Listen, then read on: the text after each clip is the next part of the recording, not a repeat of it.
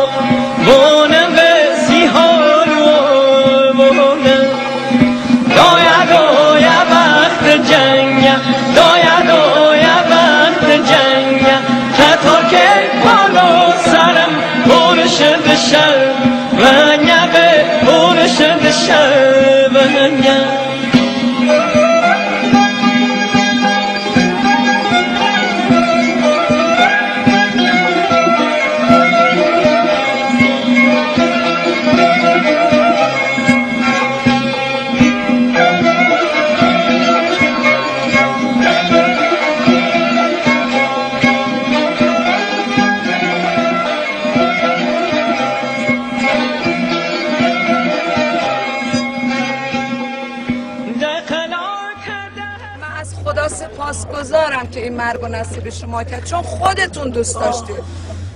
محمد تو 10 سال پیش شعر اعدامی سروده بودی مامان، تو خودت میدونستی و خودت میخواستی، به دلیل اینکه 6 ماه پیش به من گفتی مامان اگه خواستی به سایت عکس بدی خوشگل ترین عکسمو بده، دوست داشتی اینجور بمیری و من خدا رو همینجا ازش سپاسگزاری میکنم که چنین تاج سرفرازی گذاشت رو سر من که مادر محمد و عبدالله هستم.